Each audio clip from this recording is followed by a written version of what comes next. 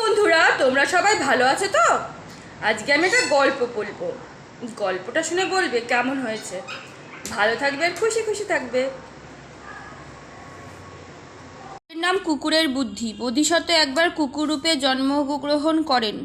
ব্রহ্মদত্ত তখন রাজত্ব করতেন বারাণসী রাজ্যে।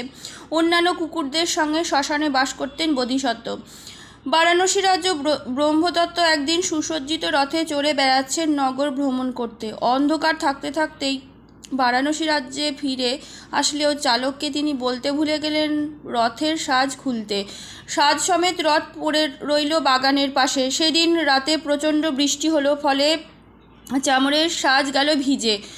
মহারাজের পোষা কুকুরগুলো মনে করল সেগুলো সুস্বাস্থ্য খাবার, তাই তাদের খেয়ে ফেললো সেগুলো।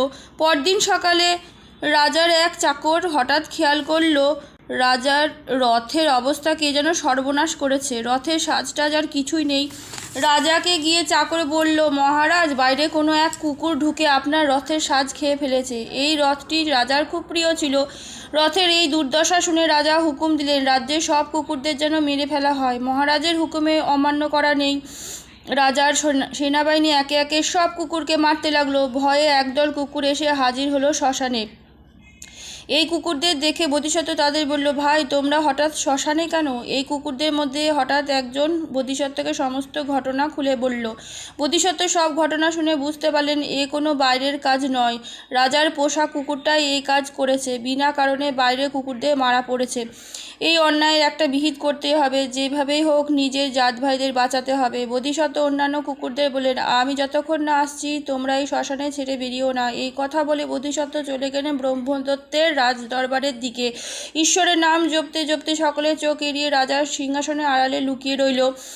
একজন রাজকর্মচারী হঠাৎ নজরে পড়ল কুকুররূপী বোধিসত্ত্বের দিকে। রাজকর্মচারীটি তখন মারতে উদ্যত হলো সেই কুকুরটিকে। রাজা ব্রহ্মদত্ত তাকে নিষেধ করলেন।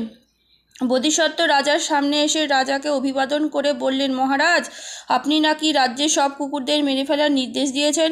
ব্রহ্মদত্ত বললেন, ওরা আমার প্রিয় রথের সাজ খেয়ে ফেলেছে, তাই সব কুকুরকে মেরে ফেলা হবে। বোধিসত্ত্ব বললেন, আপনি কি জানেন কোন কুকুর আপনার সাজ খেয়ে ফেলেছে? রাজা বললেন, সঠিকভাবে আমি জানি না, এটা কোনো কুকুরেরই কাজ। তার জন্য সব কুকুরদের মারার নির্দেশ দিয়েছেন? কুকুররূপী বোধিসত্ত্ব বললেন, সঠিকভাবে না জেনে সব কুকুরদের মারা কি ঠিক? রাজা বললেন, রাজবাড়ির কুকুর ভালো বংশজাত, ওরা ছাড়া সব কুকুরদের মারা হবে। বোধিসত্ত্ব বললেন, আমি যদি বলি রাজবাড়ির কুকুরই আপনার রথের সাজ খেয়ে ফেলেছে? রাজা বললেন, তুমি কোনো প্রমাণ দিতে পারো? কুকুররূপী বোধিসত্ত্ব একটু চিন্তা করে বললেন, অবশ্যই পারি। এরপর তিনি একটা ঘোল আর কুশ আনতে বললেন। ঘোলের সঙ্গে কুশ মিশিয়ে খাওয়াতে বমি করে ফেলল রাজার কুকুরটা। রথের সাজের চামড়ার টুকরোগুলো বেরিয়ে এলো। সবাই প্রশংসা করতে লাগলো বোধিসত্ত্বরূপী কুকুরকে। নিজের ভুল বুঝতে পারল রাজা। বোধিসত্ত্বের বুদ্ধির জন্য বেঁচে গেল সব কুকুররা।